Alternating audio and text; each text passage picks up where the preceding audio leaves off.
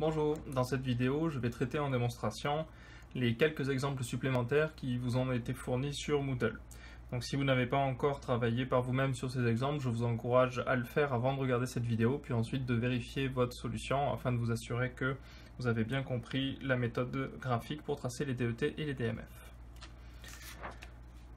On commence avec cette première poutre isostatique. Je vais d'abord indiquer sur le diagramme de corps libre le sens des réactions d'appui. Donc nous avons BX, une réaction horizontale inconnue, BY et TY. Commençons par le calcul de ces réactions aux appuis.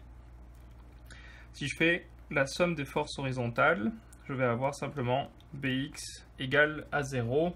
Donc on a ici la valeur de notre première réaction d'appui, BX égale 0 kN. Ensuite, si je fais la somme des moments par rapport à l'appui à rouleau D, pour écrire cette somme des moments, je vais considérer que le sens de rotation antihoraire est positif. Donc somme des moments par rapport à D, ça va nous donner le 3 kN fois la distance de 1 mètre, ici, multiplié par le bras de levier qui va être 3 mètres plus 0,5 mètres, donc 3,5 mètres. À ceci, on ajoute le 10 kN qui est au milieu du tronçon BC, donc 10 fois le bras de levier qui est 1,5 m, moins BY, multiplié par la distance, donc le bras de levier qui va être ici de 3 mètres. Tout ceci est égal à 0, et on trouve donc une réaction verticale BY qui va être de 8,5 kN. Enfin, l'équilibre des forces verticales, somme des forces en Y, va nous permettre de calculer la réaction DY. Donc l'équilibre des forces verticales nous donne moins 3 fois 1, donc pour la charge uniformément répartie sur la partie AB, moins 10, plus 8,5, la valeur numérique de la réaction BY qu'on vient de trouver, plus DY égale 0. Et ceci nous donne donc une réaction verticale DY qui vaut 4,5 kN. Donc voici pour le calcul des réactions aux appuis, très simple dans ce petit problème. Allons-y pour le tracé du DET et du DMF. Comme vous pouvez le voir, j'ai laissé en haut de la feuille les quelques consignes que l'on suit pour tracer le DET et le DMF à l'aide de la méthode graphique. Donc pour le DET, on commence à l'extrémité gauche de la poutre en suivant le sens des forces. Je pars de 0 pour l'effort tranchant puisque je suis à une extrémité libre. Et j'ai une charge uniformément répartie de 3 kN par mètre qui va vers le bas. Donc je vais descendre sur mon diagramme. Et la charge totale que j'ajoute, c'est 3 fois 1, donc 3 kN. Donc j'arrive à une valeur de 3 kN pour l'effort tranchant au point B. En BY, j'ai une force de 8,5 kN vers le haut. Donc je vais monter sur le diagramme. 3 moins 8,5, ça va nous donner moins 5,5 kN au point B. Et comme je n'ai pas de charge transversale entre B et C, mon effort tranchant va rester constant à moins 5,5 kN. Et au point C, je vais rajouter un 10 kN vers le bas, donc je vais descendre sur mon diagramme, moins 5,5 plus 10, ça va nous donner plus 4,5. Et sur la partie CD, comme je n'ai pas d'autre charge transversale, mon effort tranchant va rester constant à 4,5 kN. Et je vais venir fermer mon DET avec la réaction DY. Les aires sous le DET, pour la partie rectangulaire ici, donc ça ne va pas être très compliqué à calculer, le petit rectangle a une aire de 6,75 kN mètre, le grand rectangle 8,25 kN mètre, et le triangle c'est 1,5 kN mètre. Allons-y pour le tracé du DMF. Je démarre avec un moment qui est nul au point A puisque je suis à l'extrémité libre du porte-à-faux.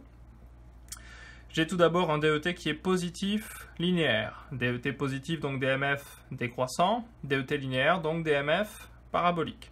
Donc mon DMF va être décroissant et parabolique.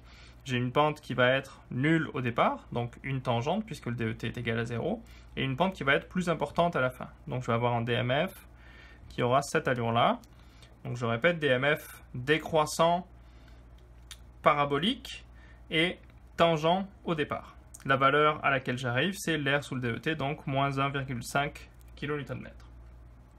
Sur la partie BC, le DET est négatif constant, donc le DMF va être croissant linéaire. Je pars de moins 1,5, je vais ajouter l'air sous le DET qui est de 8,25, donc moins 1,5 plus 8,25, je vais arriver à une valeur positive. Et dans ce cas de figure, la valeur numérique à laquelle j'arrive, ça va être 6,75 kN. Et pour la dernière partie, entre C et D, j'ai un DET qui est positif constant, donc le DMF va être décroissant linéaire, 6,75 moins l'air qui est de 6,75. J'arrive à un moment qui est nul sur l'appui à rouleau D à l'extrémité de la poutre, et bien entendu, c'est la valeur que l'on attendait. Donc voici pour le tracé du DET et du DMF sur cette première poutre. Passons à la deuxième poutre, la poutre en porte-à-faux. Donc sur cette poutre en porte-à-faux, je vais devoir commencer par calculer la valeur des trois réactions aux appuis. Donc la réaction verticale BY, la réaction horizontale BX et le moment d'encastrement MB. Si je fais l'équilibre des forces horizontales, je vais simplement avoir comme équation BX égale à 0. Donc la réaction BX vaut 0 kN. L'équilibre des forces verticales va nous donner moins 4 fois 4 sur 2 plus BY égale à 0. Donc la réaction verticale BY vaut 8 kN. Et enfin, la somme des moments par rapport à l'encastrement B, toujours en considérant le sens antihoraire positif, va nous donner MB plus 4 fois 4 sur 2. Donc ça, c'est la charge totale triangulaire appliquée sur la partie AB de cette poutre. Et le bras de levier, ça va être le tiers de cette longueur de 4 mètres, donc 4 tiers. Tout ça est égal à 0 et on trouve donc un moment d'encastrement MB qui va être de moins 10,67 kN. On trouve un résultat de signe négatif, ça signifie donc que le moment MB est dans le sens opposé à celui que j'avais dessiné sur mon DCL, donc le moment à l'encastrement B est en fait dans le sens horaire. Le diagramme d'effort tranchant. On démarre avec une valeur d'effort tranchant qui est égale à 0, puisqu'on est à l'extrémité du porte-à-faux. Et on a une charge qui va vers le bas, une charge linéaire, donc l'effort tranchant va être parabolique. Donc je vais avoir un effort tranchant qui sera une parabole. Et la valeur à laquelle je vais arriver à l'encastrement B, ça va être la charge totale que l'on a appliquée sur la poutre, c'est-à-dire donc 8 kN. Donc voici le diagramme d'effort tranchant. L'aire de cette partie qui est une parabole. Ça va se calculer grâce à la formule BH sur 3, base fois hauteur sur 3. Donc dans notre cas de figure, 4 fois 8 sur 3, c'est-à-dire 10,67 kN pour l'aire sous le DET. Quant au DMF, on démarre avec un moment fléchissant qui est égal à 0 puisqu'on est à l'extrémité du porte-à-faux. On a un DET qui est positif, donc le DMF va être décroissant. Et on a un DET qui est parabolique, donc le DMF va être une hyperbole, ça va être une équation en x à la 3. Donc je pars de 0, DMF décroissant, et une équation qui va être une hyperbole, donc en x à la 3. La valeur à laquelle j'arrive, c'est l'air sous le DET, moins 10,67 kN. Et donc je rappelle que cette courbe est une hyperbole, donc une équation en x à la 3, puisque le DET était lui-même une parabole. Donc voici pour ce deuxième exemple de poutre en porte-à-faux. On passe au troisième exemple, poutre avec deux appuis. Donc un appui articulé pour lequel on aura deux réactions BY et BX, et un appui à rouleau, donc une seule réaction qui va être DY. Comme toujours, on va démarrer par le calcul des réactions aux appuis. Si je fais la somme des forces horizontales, je vais simplement avoir BX égale 0, donc la réaction horizontale à l'articulation B est égale à 0 kN. L'équilibre des forces verticales, ça va être moins 2 fois 2,5 plus PY plus DY plus 5, et tout ça est égal à 0. Donc on a une première équation avec deux inconnus qui vont être BY et DY. Et enfin, je peux faire une somme des moments par rapport au point A, par exemple. Donc somme des moments par rapport à A, toujours en considérant le sens antihoraire positif, ça va nous donner moins 2 fois 2,5 au carré sur 2, plus BY fois 1, plus DY fois 4, plus 5 fois 5. Tout ça va être égal à 0, et on obtient donc ici une deuxième équation avec les deux mêmes inconnus, BY et DY. Il suffit de faire un solve sur ce système à deux équations de deux inconnus, et on trouve que la réaction BY est égale à 6,25 kN. Quant à la réaction DY, elle vaut elle aussi 6,25 kN, mais c'est en fait un moins 6,25, ce qui nous indique que la réaction DY est en fait vers le bas, alors que BY était vers le haut, comme on l'avait supposé en traçant notre flèche sur le diagramme de corps libre. Donc finalement, BY est égal à moins DY. Passons au tracé du diagramme d'effort tranchant. On commence avec un effort tranchant qui est nul au point A, puisqu'on est à l'extrémité du porte-à-faux. J'ai une charge qui est uniformément répartie sur la partie ABC. Donc on va d'abord s'intéresser à AB. Cette charge est vers le bas. Donc mon effort tranchant va être linéaire. J'arrive à une valeur qui est égale à la charge totale appliquée sur la partie AB. Donc ça va être le 2 kN par mètre fois 1 mètre. Donc mon effort tranchant est de 2 kN lorsque j'arrive au point B. Au point B, on a une réaction BY qui est vers le haut. Donc je vais monter de 6,25 sur mon diagramme d'effort tranchant. 2 moins 6,25, ça va nous donner moins 4,25 kN pour effort tranchant juste après le point B. Sur la partie BC, j'ai toujours la charge uniformément répartie de 2 kN par mètre.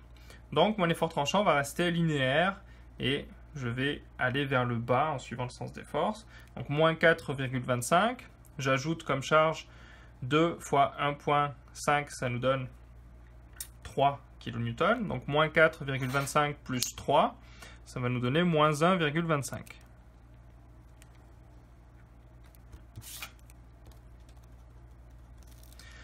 Donc voici la valeur d'effort tranchant à laquelle on arrive au point C. Et sur la partie CD, je n'ai pas d'autre charge transversale, donc mon effort tranchant va rester constant à moins 1,25 kN jusqu'à l'appui à rouleau C. Moins 1,25. Jusqu'au point D. Au point D, on a une réaction DY qui est vers le bas. On a dit 6,25 vers le bas. Donc on va descendre sur le diagramme. Moins 1,25 plus 6,25. Ça va nous donner donc plus 5 kN comme effort tranchant juste après le point D. Et sur la partie DE, pas d'autre charge transversale, donc l'effort tranchant va rester constant à plus 5 kN jusqu'au point E, et je vais venir fermer le DET avec la force de 5 kN qui va vers le haut au point E. Donc voici pour le tracé du diagramme d'effort tranchant. En termes d'air pour ce diagramme d'effort tranchant, ici la partie rectangulaire ça va être 5 fois 1, donc 5 kN mètre. Ici 1,25 fois 1,5, ça va nous donner une aire de 1,875 kN mètre. Le trapèze ici, ça va être 4,25 plus 1,25 multiplié par la base 1,5 divisé par 2. Ce qui nous donne donc une aire de 4,125 kN mètre. Quant à la partie triangulaire ici, ça va être 2 fois 1 sur 2, donc une aire de 1 kN mètre. Le DMF. On démarre avec un moment fléchissant qui est nul puisqu'on est à l'extrémité d'un porte-à-faux. Le DET est tout d'abord positif linéaire. Donc lorsque le DET est positif, le DMF va être décroissant. Lorsque le DET est linéaire, le DMF est parabolique. J'ai donc un DMF qui est décroissant parabolique. Et vous voyez qu'ici, j'ai dessiné un DMF qui va être tangent, puisque l'effort tranchant est nul au départ. Donc DMF décroissant parabolique, je suis du côté négatif, et j'arrive à une valeur de -1, soit l'air qu'on avait sous le DET. Entre B et C, j'ai un DET qui est négatif linéaire. DET négatif, donc DMF croissant, DET linéaire, donc DMF parabolique. Mon DMF va donc être croissant et parabolique. -1 plus l'air sous le DET qui est de 4,125, j'arrive à une valeur d'effort tranchant qui va être de 3,125.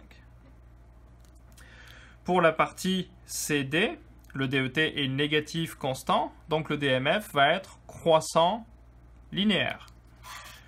3,125 auquel je vais ajouter l'air sous le DET qui est 1,875 et on a dit que le DMF était croissant linéaire. Donc ça va nous donner 3,125 plus 1,875, 5 kN/m. Et enfin, pour la partie DE, on a un DET qui est positif constant, donc le DMF va être décroissant linéaire. Je pars d'une valeur de moment qui est de 5 et je vais retrancher l'air sous le DET qui est de 5.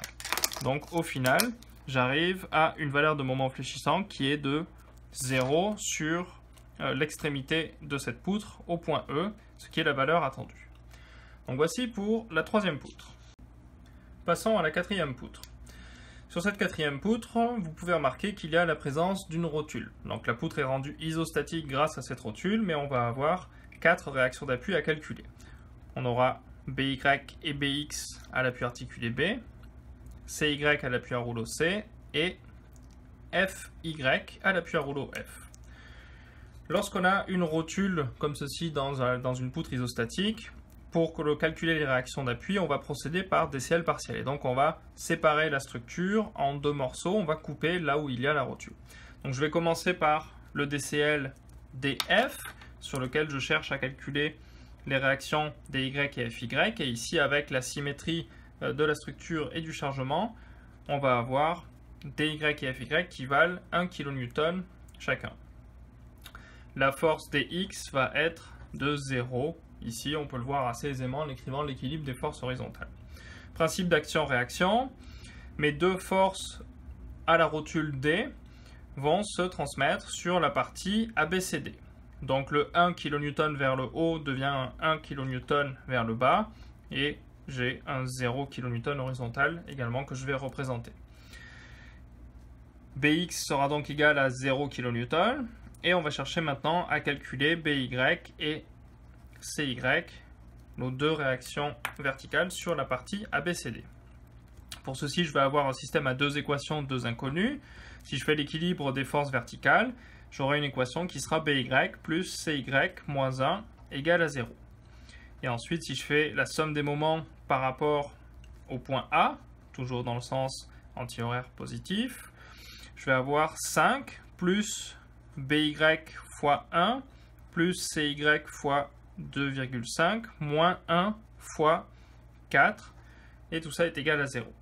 En résolvant ce système à deux équations, deux inconnues, je vais trouver une réaction BY qui vaut plus 2,33 kN, donc dans le même sens que ce que j'avais dessiné sur le DCL vers le haut, et CY vaudra moins 1,33 kN. Et le signe moins m'indique que la réaction CY est en fait dans le sens opposé à celui que j'avais supposé sur le DCL, donc CY est une réaction vers le bas. Passons au tracé du diagramme d'effort tranchant. On démarre avec un effort tranchant qui est nul au point A, et on n'a pas de charge transversale entre A et B. Donc sur le premier mètre de cette poutre ABCDEF, l'effort tranchant va être égal à 0. Au point B, on a une réaction BY qui va vers le haut de 2,33 kN. Donc on va monter sur le diagramme d'effort tranchant et on aura comme valeur d'effort tranchant moins 2,33 kN. Sur la partie BC, pas de charge transversale, donc l'effort tranchant va rester constant à moins 2,33 kN. Au point C, on a une réaction CY qui vaut moins 1,33, donc une réaction vers le bas. Donc je vais descendre sur le diagramme. Moins 2,33 plus 1,33, j'arrive donc à une valeur de moins 1 kN. Et comme on n'a pas de charge transversale sur la partie CD, l'effort tranchant va rester constant à moins 1 kN sur CD. À la rotule, il ne se passe rien de particulier. On continue donc jusqu'au point E. On est toujours à moins 1 kN. Au point E, on a une force de 2 kN vers le bas. Donc on va descendre sur le diagramme d'effort tranchant. Moins 1 plus 2, ça va nous donner plus 1 kN. Et comme on n'a pas d'autre charge transversale, l'effort tranchant va rester constant sur la partie EF. Les aires sous le DET. Donc ici, on va avoir 1 fois la distance qui est de 0,5 m. On va calculer les aires à gauche et à droite de la rotule pour la partie entre C et E. Oups, pardon, c'est les signes moins. Donc les aires de ces deux rectangles, respectivement 0,5 et 1,5 kN/m. Le grand rectangle, quant à lui, ça va être 2,33 fois 1,5, donc environ 3,5 kN/m. Passons maintenant au tracé du diagramme de moment fléchissant. Au point A, on a un moment ponctuel anti-horaire qui est appliqué. Ce moment est anti-horaire, il est donc positif au sens externe, ça va nous donner un signe négatif à l'interne. Donc on démarre avec une valeur de moment fléchissant qui va être de moins 5 kN/m. Sur le premier mètre, entre A et B, l'effort tranchant est nul. Lorsque l'effort tranchant est nul, le DMF reste constant. Donc le moment fléchissant va rester à moins 5 kN/m sur le premier mètre de cette poutre, donc sur la partie AB. Entre B et C, on a un DET qui est négatif constant. Donc le DMF va être croissant linéaire, moins 5 plus l'air sous le DET qui est de 3,5. Ça nous donne donc un moment fléchissant qui va valoir moins 1,5 lorsqu'on va arriver au point C.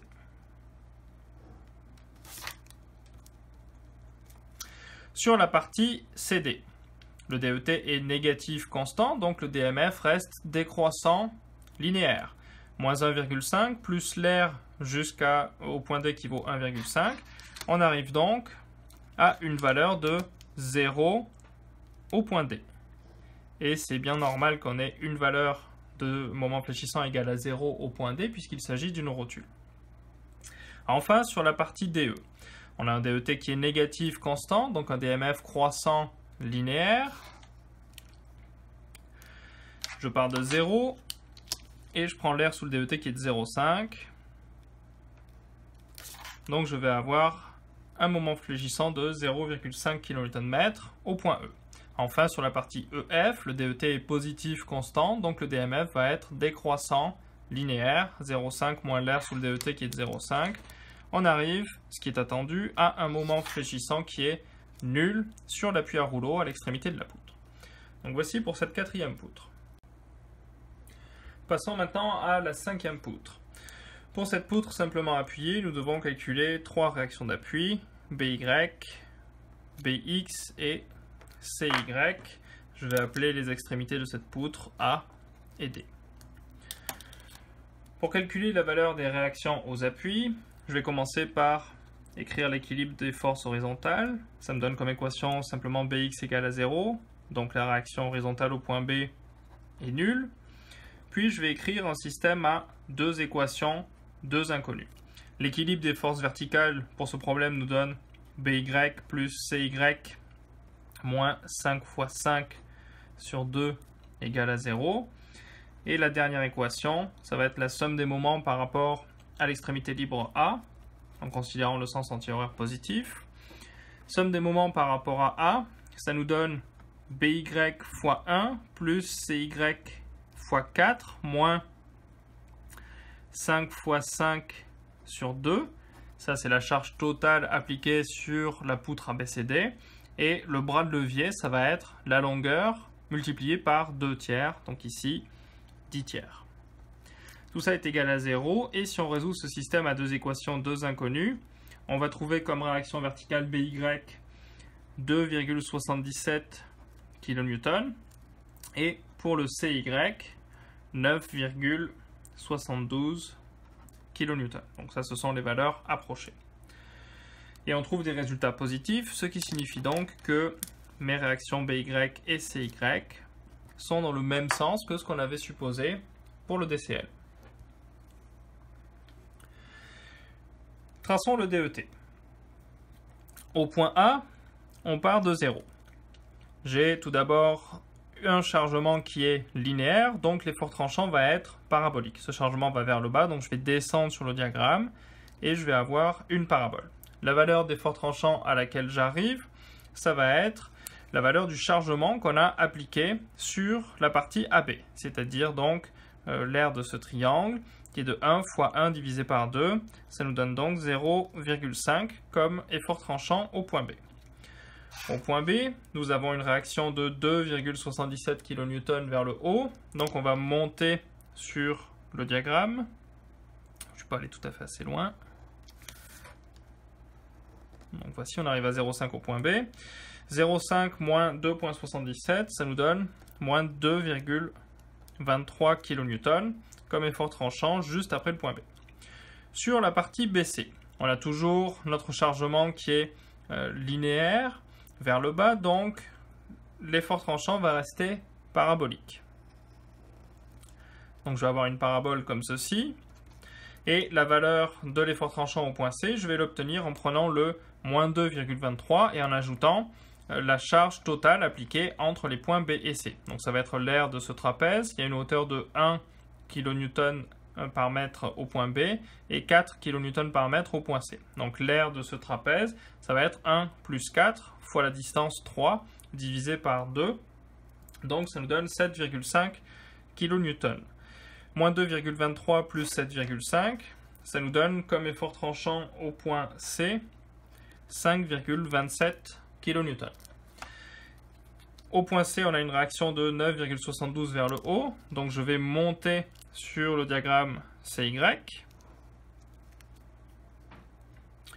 Donc 5,27 moins 9,72, ça nous donne moins 4,45.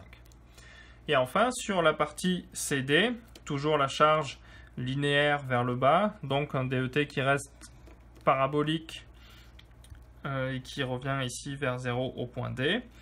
Et en théorie, je devrais avoir un effort tranchant nul au point D. Je suis parti d'une valeur de moins 4,45. L'aire du trapèze sur la partie CD, ça va être 4 plus 5, 9, fois 1 divisé par 2. Donc ça me donne 4,5. Aux erreurs d'arrondi près, j'arrive bien à un effort tranchant qui est nul à l'extrémité libre de cette poutre. Ici, par contre, on va avoir un problème pour aller plus loin dans cet exercice, simplement parce que comme on a des paraboles un petit peu partout sur le diagramme d'effort tranchant, et qu'en plus ces paraboles ne sont pas tangentes pour les parties BC et CD, on va avoir du mal à calculer leur aire. Donc la méthode graphique n'est pas bien adaptée pour ce problème-là, et pour tracer le DMF, il faudrait qu'on aille chercher les valeurs des équations analytiques pour l'effort tranchant et ensuite intégrer ces équations pour tracer le DMF. Passons maintenant à la toute dernière poutre de ce problème. Et ici, on va détailler un petit peu le calcul des réactions aux appuis, puisqu'on a deux rotules sur cette poutre au point C et au point E. Et donc, vous voyez que j'ai découpé en 3 DCL partiels. Donc on va partir de l'extrémité droite, sur le DCL EF. On n'a aucune charge transversale, ni aucune charge horizontale d'ailleurs.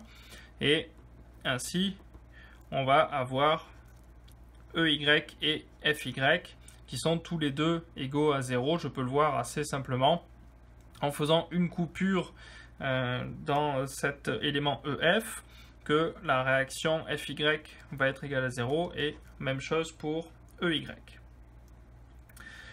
Sur la partie CDE, on cherche à calculer la réaction verticale DY, et il faut également que l'on obtienne la force verticale CY transmise par la rotule, ainsi que sa composante horizontale CX, si on pourrait rajouter que EX est égal à 0 aussi. Donc CX, en faisant l'équilibre des forces horizontales sur la partie CDE, on va réaliser que c'est égal à 0. Et donc finalement, pour cette partie CDE, on va surtout travailler au calcul des deux réactions verticales, CY et DY. Donc si je fais par exemple la somme des moments par rapport au point C sur cet élément des CDE, somme des moments par rapport au point C, toujours en prenant le sens antihoraire positif, ça va nous donner moins 2 fois la distance CD qui est 0,75 au carré divisé par 2, plus le DY fois 0,75, plus le moment ponctuel de 5 kN par mètre. Et comme EY est égal à 0, pas besoin de le faire apparaître dans cette équation. Ceci nous donne une force verticale DY qui va être de moins 5,92 kN. Moins 5,92, cela signifie donc que le DY est en fait une force qui va être dans le sens opposé à celle que j'avais supposée sur le DCL, donc c'est une réaction vers le bas. Et pour calculer le CY, je vais simplement présenter l'équilibre des forces verticales. Donc l'équilibre des forces verticales sur ce DCL CDE, ça va nous donner CY, moins 2 fois 0,75, moins 5,92, et tout ça est égal à 0. Donc CY aura comme valeur 7,42 kN. Et ça c'est positif, donc dans le même sens que celui que j'avais supposé sur mon DCL. Donc le CY, on a trouvé 7,42 vers le haut, principe d'action-réaction. Je vais avoir un 7,42 vers le bas au point C pour la partie ABC. Et je peux également indiquer le CX égale 0. Sur cette partie ABC, le BX sera égal à 0 et on va chercher à calculer les deux réactions verticales, AY et BY. Donc par exemple, en faisant la somme des moments par rapport à l'appui A, toujours en prenant le sens antihoraire positif, somme des moments par rapport à l'appui A, ça nous donne moins 2 fois la distance entre A et C qui va être de 2,5 mètres. Donc moins 2 fois 2,5 au carré sur 2, plus le BY fois 1, moins le 7,42 fois la distance qui est de 2,5 mètres. Et tout ça va être égal à 0. Ça nous permet donc d'obtenir un BY qui va valoir 24,8 kN. Résultat de signe positif, donc dans le même sens que celui que j'avais supposé sur mon DCL. Et finalement, l'équilibre des forces verticales va être AY, moins 2 fois la distance de 2,5, plus 24,8, moins 7,42. Tout ça vaut 0. Et donc, on trouve une réaction AY qui vaudra moins 12,38 kN. Moins 12,38 kN, ça signifie donc que cette réaction AY est dans le sens opposé à la force, à la flèche AY que j'avais dessinée sur le DCL. C'est donc une réaction vers le bas. Terminons avec le DET et le DMF de cette sixième poutre. Pour le DET, on commence avec une force de 12,38 qui va vers le bas, la réaction AY, donc je descends sur mon diagramme et ma valeur d'effort tranchant va être de 12,38 kN. Sur la partie AB, j'ai une charge uniformément répartie de 2 kN par mètre, donc mon effort tranchant va être linéaire. Je vais vers le bas puisque ma force est orientée vers le bas, et je vais rajouter 2 kN par mètre fois 1 mètre, donc 2 kN en tout. J'arrive à une valeur d'effort tranchant de 14,38 kN juste avant le point B. À l'appui B, j'ai une réaction de 24,8 vers le haut, donc je monte sur le diagramme d'effort tranchant. 14,38 moins 24,8, ça me donne comme valeur d'effort tranchant moins 10,44 kN. Sur la partie BCD, j'ai un effort tranchant qui va être linéaire puisque mon chargement est toujours constant. Donc moins 10,44 et j'ajoute 2 kN sur une distance de 2,25 mètres. Et donc au point D, j'arrive à une valeur de moins 5,92. Au point C, je peux calculer la valeur intermédiaire, ça va être moins 7,44. Moins 7,44, donc vous voyez qu'on arrive aux erreurs d'arrondi près au 7,42 qui était l'effort vertical transmis par la rotule au point C. Les airs sous le DET, on peut les calculer. L'air de ce trapèze ici, ça va être 5,01. L'air du grand trapèze ici, 13,41. Et l'air du premier trapèze, 13,38. Pour le DMF, je pourrais préciser, pour le DET, entre D et E, pas de charge transversale, donc 0. Et 0 également pour la partie UF. Passons au DMF maintenant. On démarre avec un moment fléchissant qui est nul sur l'appui à rouleau A. Et on a tout d'abord un DET qui est positif constant. Donc le DMF va être décroissant linéaire. Et comme la valeur d'effort tranchant est différente de 0, le DMF ne va pas être tangent. Donc ici non tangent car l'effort tranchant est différent de 0. Et j'arrive à une valeur sur l'appui B qui va être égale à l'air sous le DET, donc moins 13,38 kN. Sur la partie BCD, j'ai un effort tranchant qui est négatif linéaire. Donc le DMF va être croissant et parabolique. Donc un DMF qui est croissant et parabolique. Au point C, je peux calculer la valeur. Moins 13,38 plus 13,41. Donc c'est à peu près égal à 0, ce qui est attendu puisqu'on a une rotule au point C. Et puis pour la partie CD, 0 plus 5,01, j'arrive aux erreurs d'arrondi près à 5 kN.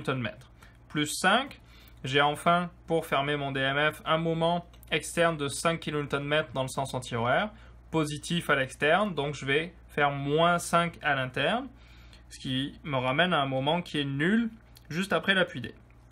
Et sur la partie DEF, l'effort tranchant est nul, donc le DMF est constant, il reste à 0 jusqu'au point F. Voici pour ce problème. S'il y a des questions sur les différentes poutres, n'hésitez pas à poser des questions dans la section commentaires.